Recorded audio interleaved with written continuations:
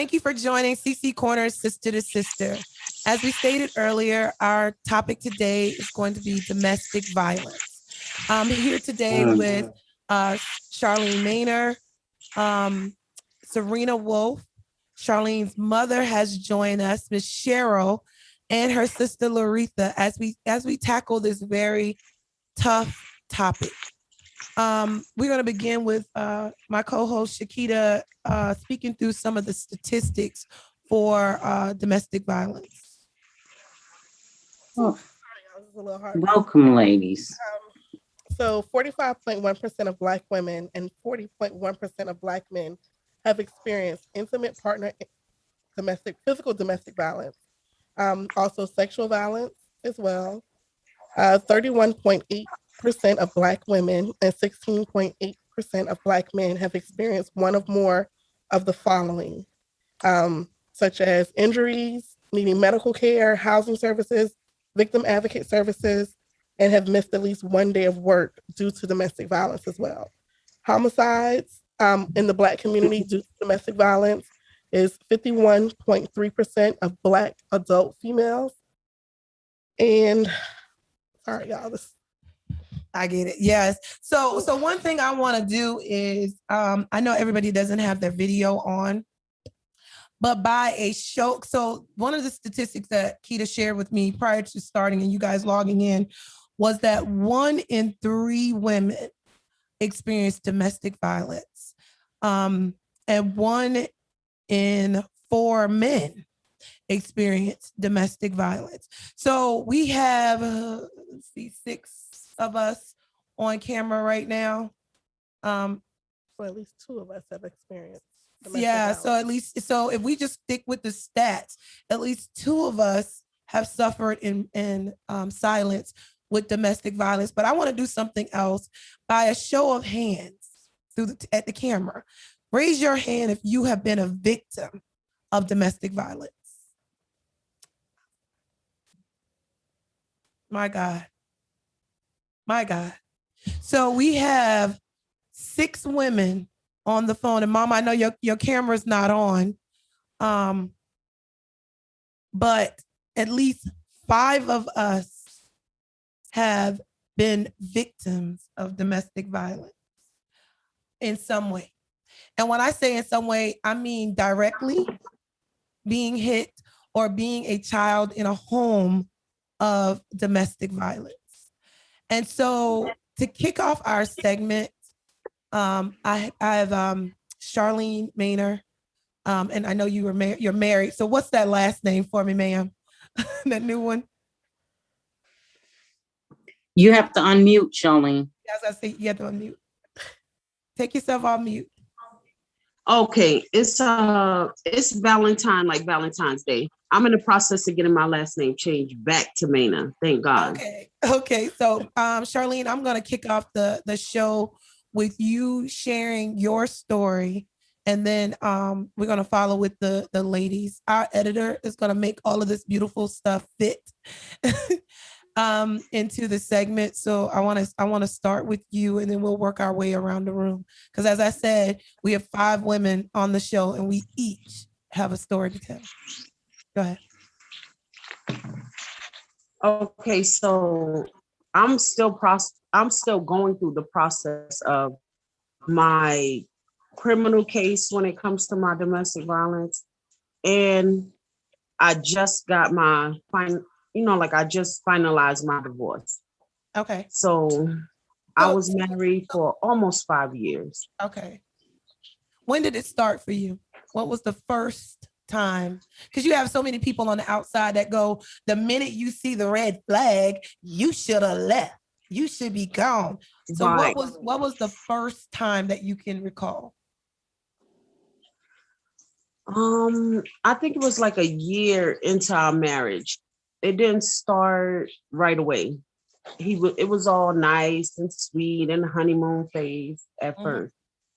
And I believe like a year into our marriage, we got into like a dispute over, I think it had to be something about money. Most likely it was money. That's what we always thought about.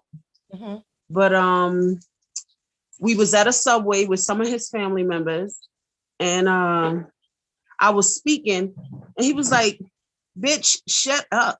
I'm talking." Wow. Yeah, Now I have a question. Was that the first time he ever called you a bitch? right. Yes. Oh wow. Wow. Yeah. And so all you did was say hello? I was like, wait a minute, hold up. I'm grown and I'm speaking, because I'm really boisterous, I'm like, Yeah. I'm speaking. I was talking, like you interrupt me. And then he just got louder and louder. So I left it alone because I get embarrassed really easily. Yeah. Yep. So Yep. I That's just left it where it was charm. at. And most of the time I would be like, that doesn't bother me. That don't bother me. If he called me a bitch, if he screamed at me in the street, that don't bother me, you know? But deep down, it really did bother me. It Yeah. changed me into somebody else. Mm. So when you say that, what do you mean? It's somebody else. What was So that like? Who was that person? before I would speak up for all right, so Charlene Maina didn't take nothing from nobody. Really boisterous, really speak my mind, tell him what I had to tell him, and then go about my business on to the next one. But when I became Charlene Valentine, she was more easily broken, like he could talk to me any kind of way. And I was willing to accept that. I was willing to accept the verbal abuse, which was the biggest my domestic violence. I feel So like he felt like he can go a little bit further, a little bit further. First it was bitch, and then it turned into stupid bitch. So, my mother used to tell me, like, be careful what you accept because then it becomes a bigger thing. But I didn't understand that at the time. Even as a grown woman, I didn't understand that. no, because grown women are just little girls with less exposure. So like we've aged numerically, but if you haven't been exposed to a situation, you don't know how you're going to respond until you've been exposed to it. Um, and that was why my next question is, did you feel like, okay, I'm married now and I'm trying to make this work?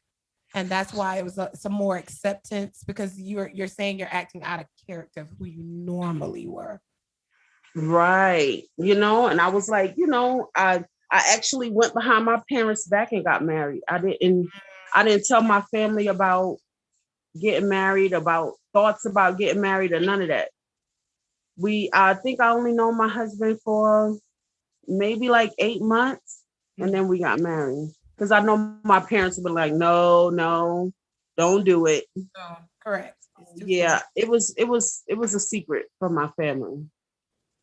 So do you think if And I you was had like, nope, then I'm gonna look stupid because I married him so fast and I don't want to hear that I told you so. And you know, he had a baby and I was all into this baby and felt like I had to be a mother to this baby.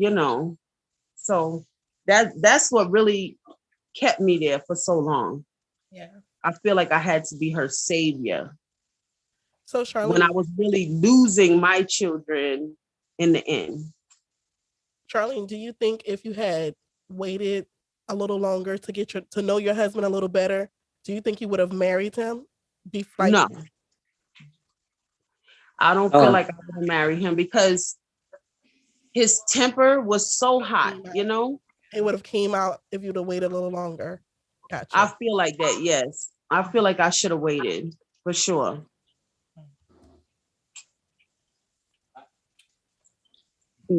Can I ask a question? Yes. So Charlene, what made you feel like you couldn't tell us? Because I'm your biggest protector. Good question, Mama. And I always thought you knew that part. So what made you think you couldn't tell me? Like I always felt like my family had my back and I know that my family will protect me. So I feel like any situation that I put myself in, my family would get me out of. That's how my mind was thinking at that time. But when it came to him talking to me crazy, so first it started off like verbal, and then like he would throw stuff in my face or like push me into a dresser or push me into a wall or something. throw water in my face, just straight, just disrespect me. And I was more embarrassed to tell my family than anything. You know, I didn't want them to be like, it's the failure Right. that prevents us from talking to our family. It's the embarrassment and the failure and the I told you so, and the lecture that comes with it. If we could come home and there not be any questions asked, not any explanation needed, it's a lot simpler to just look, I'm done and I'm just gonna leave. But when I gotta leave and then I gotta answer all these questions and I gotta hear what because your heart is involved too. So part of it is I love my family, but for some reason I love this abusive man. And like children that are abused, you tend to gravitate toward the abuser. We develop right, victim's remorse, where we tend to almost feel sorry for the person that's abusing us because they're talking to Okay. us while they're beating us, while Okay. they're beating us down verbally. They're talking to us. It's just like Okay. cutting from your mama. Didn't I tell Okay. you so? Yeah, that is very true because I did see that in her. And I knew there was something going on there, but I know he wasn't. I think it was more a mental abuse for her, emotionally for her, because of our family dynamic and he know who we were, he wouldn't allow himself to actually beat on her like so severe. But he Where did. you would see the signs. You mean like where you would see Right. the black eyes and the bust lips. Right. But Absolutely, because yeah. he know there was a consequence for that, Mhm. period. Regardless, had she told us with Word the selection is emotional and the perfect. thing, yeah, it would have definitely been because that last over the top that he did to her, I haven't laid eyes on him since. And I'm sure we've probably been in the same vicinity, but I'm sure he probably seen me first because as a mother, I'm not sure where my mindset is at right now if I see him. So yeah, he made sure when he did that, when he actually physically did that to her, knowing that we knew, he made sure we don't see him again. Smart man. So But yeah, very why the smart but stupid. that's why the emotional abuse was there, Charlotte, because you're an alpha female. And a lot of times, I'm an alpha female. Shakita's an alpha female. I'm sure the majority of the women on this phone are alpha females. And we're so strong, yet we're victims. Yep. Isn't that interesting? Very. That is interesting. I feel like we tried to find a man who can fit our profile, So I really picked him because he was so strong-minded, He made me feel like he really wanted to build a life and build a whole family, And I really believed him, but he was a wolf in sheep's clothing. That's how it's with him. His whole thing was to break you. He didn't know you weren't easily broken. Right. He thought I was. He really did.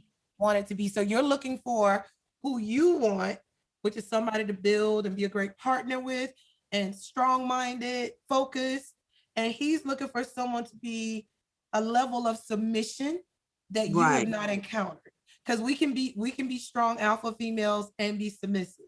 That's an okay thing. But it's just to the point where your submission is losing your identity. Right. Yep. That's what I tell everybody. Like Charlene Valentine is dead. Yeah. This is Charlene Mena again. And I don't even know why I even lost Charlene Mena.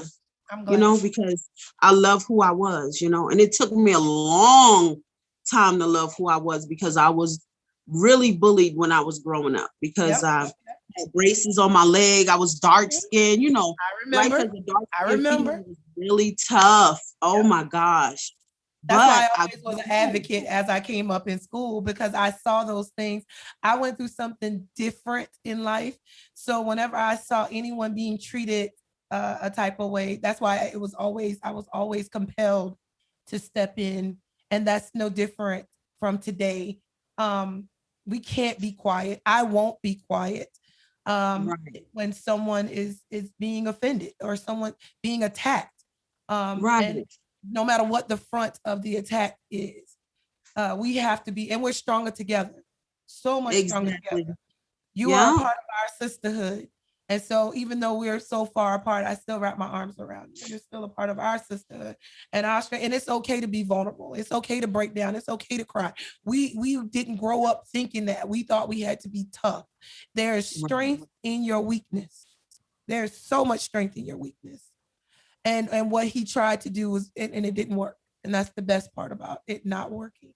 And this He happens on tried. so many fronts, not just with you being the primary. Like Serena was sharing with me, you were in the home of while you had to watch your mother. So Charlene, you have kids. Yes, I have children.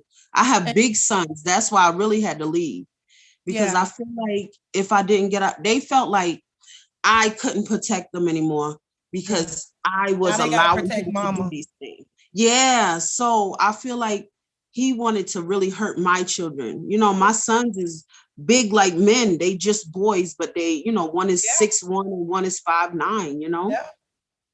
So I felt like if I don't get out of this situation, he's gonna kill one of us. My God. And I'd And I'm rather glad just you were smart and strong. See, that's where the strength comes in. You were strong enough to walk away. That is yeah, huge. yeah.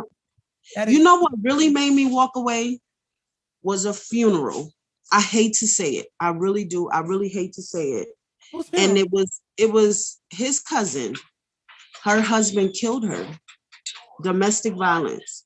So it's in the So family. It's right. okay in that family. So his cousin, her husband shot her in her head in their home. Like just they was arguing. He got mad and he shot her. He killed her. Mm. And at that funeral, before they started the services and everything, they talked about her situation, domestic violence.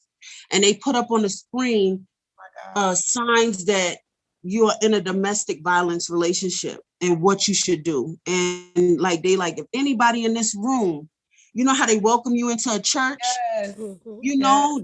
Anybody in this room is suffering from domestic violence. And I was reading through that list And you're and I like, was like, you know what, that, Charlene? that's me. Right. That's me. You know what? This has gone too far, too long. Yeah. So I start noticing like he see I'm getting stronger. He know I want to leave, like I can see that he see this in me. So I just Yeah. started recording everything. I start recording our arguments. I start recording, everything, every little thing. He get mad at me. I record that argument. I record just every argument that we have after that. And this is what Mhm. related to the situation that I ended up where we have to go to court. And we actually got to do jury selection on April the 30th. I'm not playing with him. And that's just I'm it. not. And that's where your strength comes in from being an alpha female. This is when it clicks. Right, And sometimes love kind of dulls it down. Like, am I right? Am I right in what I'm thinking and what I'm feeling and what I'm doing? And then, right, but so I'm glad you had that. right. He got into a fight with my son. He strangled my son. He strangled my dad. Me and him was Jesus. fighting. Yeah, I still stayed. I still stayed like a fool. I still stayed. That's where I'm dealing with my guilt when it comes to my son. He was just trying to protect me. And I still stayed. I still did it. It took for him to strangle me. And then you allowed your sons to leave, or did you stay and keep them in that house? Yeah, I made my son stay. I made him stay with me. I made him stay. Mm, mm, mm. My Jesus. dad was mad. He was sleeping with knives. I said, this is a very unsafe situation. And as bad as I didn't want to let this baby go that he had, I'm telling you, I was super attached to this baby. Like, I see why girls say, like, I stayed for the child because she was born premature on oxygen, a whole bunch of stuff. So I became a mother to this child so quick. And she was turning 5 when I left. She has a similar story to your start. That's why you identified so much with her. Oh my goodness. It was You the just attached attachment to this because you child could was see crazy. all the struggle that she Mm, went through, and you identified with her. That, I Yeah. mean, that's not common for mom. Not common for right. mom. Mm, So I want to bring Serena into the story because I want to hear, because your kids aren't on here. I want to hear what it's like for a child to go through domestic violence. Serena, you have to unmute, sweetie. Hey, everybody. hi. The first thing that was said when we were talking earlier was that I was always the quiet, shy one in school. Nobody ever knew why. I grew up in a house surrounded in a neighborhood with domestic violence. I used to cry very easily and I used to get picked on a lot. And Charlene, I don't even remember you with braces. I just remembered you was my friend. Right. It's just that me and her just like clicked so well. And I used to wish I was looking at like Cricket and you and all the other girls, and you guys are so outspoken. And when you said that you lost Charlene Maynor when you became Charlene Valentine, you never lost her. You actually just, y'all listening to your story, I'm almost choked up. I watched every female in my family that was close to me a victim of domestic violence, to the point where, because you said you felt guilty about your kids and you made them stay, my mom left. Okay, Oh, she left me with my grandparents. And they weren't even my grandparents. They were my great aunt and my great uncle. So I My just want dad left. to, your mom left the man and you, or she left with the man and left She you? left with the man and left me and my sister. And she went to live in I just another wanted you to state. be clear on that. So when she was coming to school that way, she chose the man over her children. Right. So when she left, I was about 3 years old, and my sister was an arm baby, and she went to New Jersey.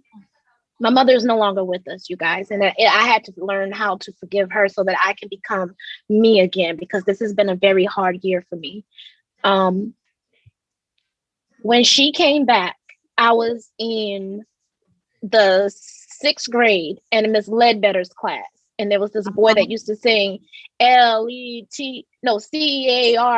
baby. Him and Taurus and all of them used to sing this song and make this lady cry.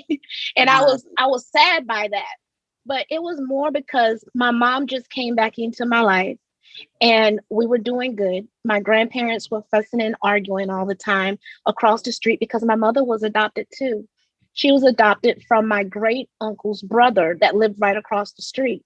And they used to fight back and forth every day. All I listened to was arguing and fighting and bickering and everything. And when I went to school, I was so scared to talk because if I would have said something, it would have been like, you said the wrong thing. So I witnessed people getting beat up on, the females and stuff. So when I got bullied, I thought that that was a normal thing, even though it hurt them. It was like it was fun and games for everybody else. But for me, it tore me apart on the inside and I lost who I was. I knew I loved to write. I knew I loved to draw. I knew I loved to paint. But everything I did, it seemed like it wasn't good enough because I wasn't getting the attention I needed from my parents. My father lived someplace else in Maryland. And when he came down, my mom and him used to fight. And it was one fight that I remembered between them two. And then he left and never came back. He had a woman that came home with him and dropped him off in the front of my grandparents' house. And I must have been like 6 or 7. And I was probably in the first or second grade or something like that, whatever. I don't remember. I just remember I was in elementary school. That night, he was out with other females and came back home. And my mom asked him, "Where were you?" And he said, "I'm a grown man. You don't get to tell me what to do." And he pushed my mom into the corner by the stove. And then my mom came back up with the butcher knife and chopped him across the arm and like blood just start going up in the ceiling. They had to helicopter my dad to the emergency room because she cut a vein. And I went to school the next day, and Marcus Elmore's mother, Miss Elmore, was there, and I was just crying. I was in elementary school. I remember this day like it was yesterday. And she came and she put her arms around me, and she was like, "What's the matter?" And I could not tell her what happened. I could not tell her.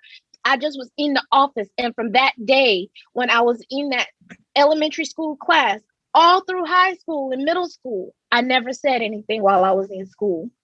And then I got out of school and I went to the military.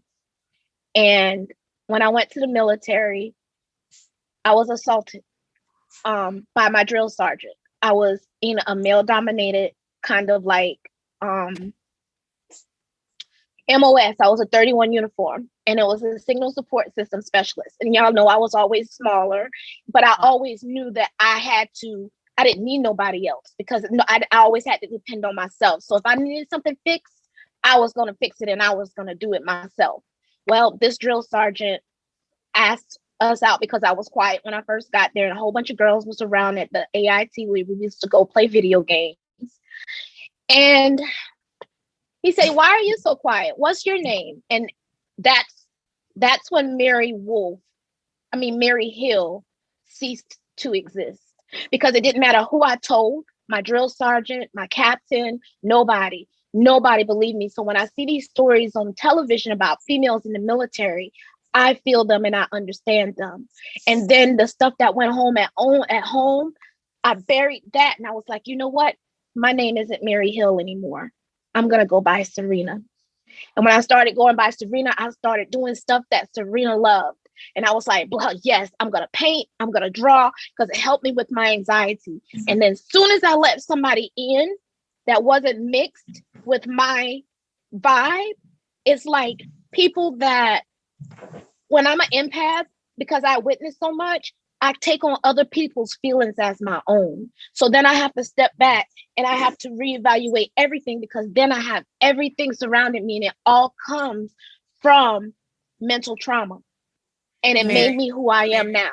You've said a lot in that segment. Yes. So you basically, and I would say, even to say to Charlene, as you're preparing your boys to be men in this world, you started out in a domestic violence situation where you watched people being abused. You went to school and you were bullied, meaning you were abused in school and you thought it was okay because it was just like home. You went off to a career where you were even further abused. And then the whole time you're being made, in the South, push everything in. You don't tell what goes on in your house. If you say what's going on in the house, there's some problems. You keep what's in your house to yourself. That's why you went to school and you couldn't tell. And then you suppress all of that to go into a career where you're abused again. And there's no way you can come out of that and not be changed. But what I would say to both of you and for your kids is that you have those conversations, you get the counseling so that they can talk through these differences, because there's no way to go through domestic violence and not be changed. There's no way to go through it and not be changed. Now, Laretha, I know you turned your camera off. Does that mean you're not going to talk with us? Oh no, I'm all right. I was just trying to get my daughter situated. Oh, okay. Is she good? You ready? You ready to share your story? I can. That's okay. Okay. All right. So Laretha, I'm gonna let you go and give us what your story is. What's going on? What happened with you?